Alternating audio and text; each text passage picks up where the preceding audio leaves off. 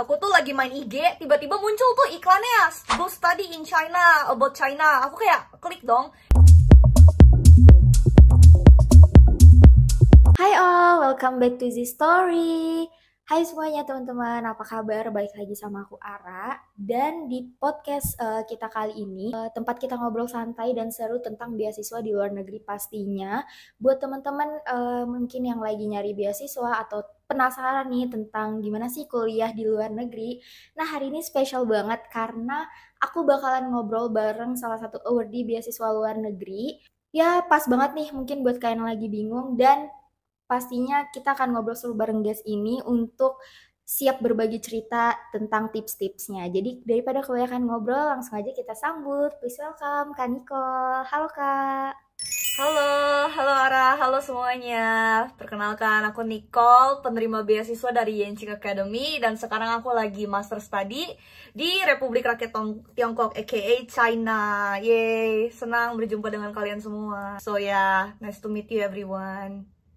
Nice to meet you too Kak Nicole. Berarti Kak Nicole ini menempuh master degree itu ya Kak? Jadi kayak berarti sebelumnya udah sempat sarjana di Indonesia kah atau seperti apa Kak?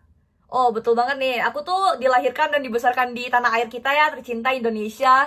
Jadi, aku tuh dari SD sampai S1 itu di Indonesia. S1 aku itu di Universitas Indonesia. Aku belajar antropologi sosial, dapat S1 di sana juga, puji Tuhan. So ya, dan sekarang lagi S2 karena suka belajar sih. Wow, oke. Nah, apa sih Kak yang bikin Kak Nicole tertarik nih buat lanjut studi S2 bahkan di luar negeri ke negeri Tiongkok ya? Pertanyaannya bagus nih. Kenapa ya? Jadi kalau ditanya kenapa, sebenarnya tuh awal banget aku tuh selalu pengen kuliah di luar negeri. Cuman pas S1 itu aku tuh kayak udah telat banget karena kayak bayangin aku udah lulus kelas 12 ya, itu udah kayak kelar ujian sekolah, tapi kan itu lagi COVID 2020. Nah, aku tuh kayak mau kuliah ke Australia, tapi tuh at that time semua itu udah tutup, dan kalau mau beasiswa pun aku udah telat. Jadi tuh aku harus kayak ya udah deh, nanti kuliah di luar negerinya kapan-kapan aja. Fokus saya dulu kuliah di Indonesia, tuh masih banyak kok kampus-kampus bagus yang bisa buat aku berkembang dan bakal dapat banyak kesempatan juga di nantinya untuk kuliah di luar negeri.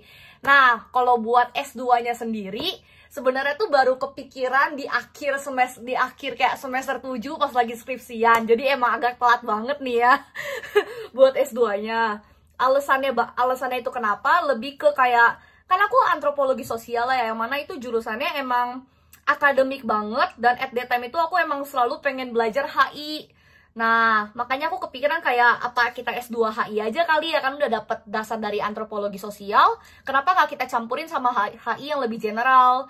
Nah, pas waktu itu juga aku baru banget balik dari China. Aku kayak, kayaknya menarik nih kalau kita belajar HI di Cina yang notabene nggak banyak orang tahu kan ya. Jadi, pas akhir itu kayak bulan September 2024, aku tuh kayak cari-cari program mana nih yang cocok buat aku, yang kayak bisa buat S2.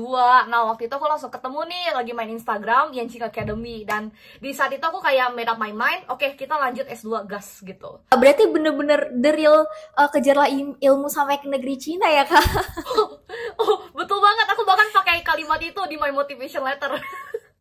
Wow, nah mungkin boleh diceritain nggak nih Kak tentang beasiswanya apa? Kayaknya kita masih asing nih, teman-teman mungkin yang nonton masih asing sama beasiswa yang Kak Nicole tempuh. Oke. Jadi emang mungkin banyak orang nggak tahu ya tentang beasiswa. Biasanya kalau kita ngomong tentang beasiswa kan orang-orang ngomongnya LPDP, ataupun kalau ke Cina mereka Yes. ngomongnya CGS kan ya. Nah, beasiswa aku itu under Teaching Tashi atau Peking University.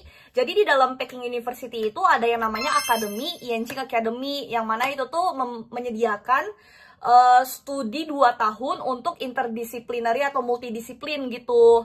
Nah, beasiswanya itu apa? Sebenarnya tuh lebih ke beasiswa buat kuliah 2 tahun di China, mempelajari tentang China in China gitu. Mereka tuh sponsornya itu, slogan mereka tuh itu, Study about China in China.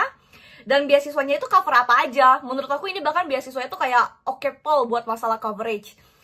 Kenapa? Pertama, biaya hidup di cover, akomodasi di cover. Akomodasi di sini oke banget. Terus asuransi di cover, apalagi flight pulang pergi bolak-balik 1 kali di cover, sama asuransi kesehatan juga di cover. Dan of course ya, buat tuition juga full coverage. Pastinya hidup kalian kalau di China tuh semua di cover kalau di Yanqing Academy of Peking University. So ya.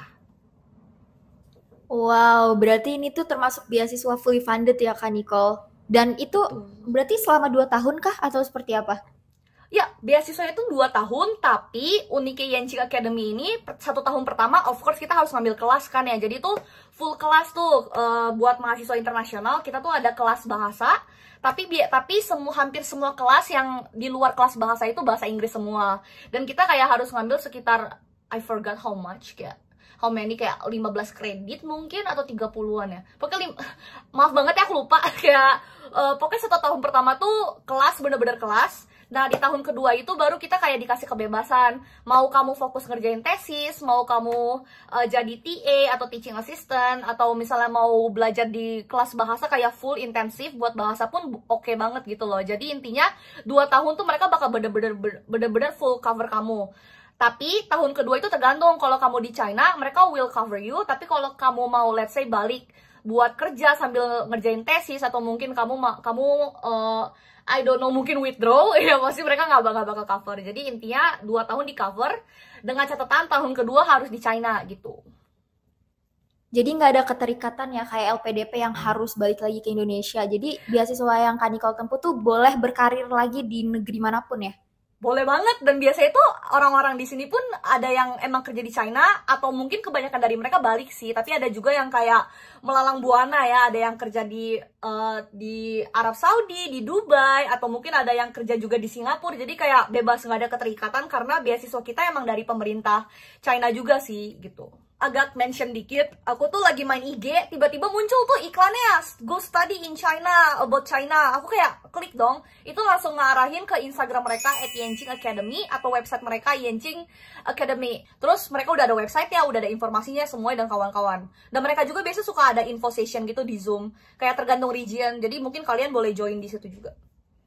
Mungkin ada tips-tipsnya nggak Kak? Mungkin dari dari proses pendaftarannya nih, kayak tips-tips dari Kak Nicole nih untuk kayak supaya ini berarti Kak Nicole kan termasuk one shot ya daftar beasiswa ini ya?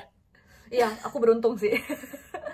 Oke, jadi first of all ini mungkin aku mau disclaimer dulu ya. Aku tuh sebenarnya masuk ke salah satu orang yang beruntung banget, karena kayak biasa kan S2 itu banyak orang yang kayak persiapan 6 bulan sebelum atau kayak 1 tahun sebelum udah tahu kan. Nah, meskipun MBTI aku INFJ, buat S2 tuh aku kayak bener-bener kayak sat-set-sot gitu. Jadi nggak ada persiapan yang bener-bener persiapan. Cuma kalau aku mau bilang ke teman-teman, karena sekarang tuh informasi semuanya ada, dan sekarang China pun dapat banyak kayak perhatian.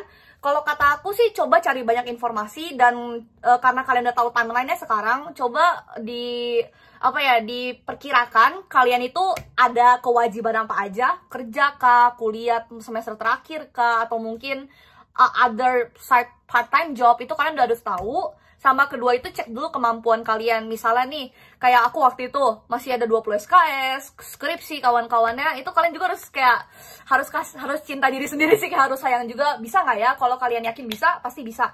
Cuman yang pertama, tahu kalian mau apa. Kedua, rencanain sama ingat kemampuan. Dan ketiga, jangan pernah malu buat nanya-nanya. Karena aku pun dapat beasiswa ini karena selain aku dapat ad dari IG, aku juga nanya ke teman-teman aku yang emang tahu beasiswa ini. So, itu tipsnya dari aku.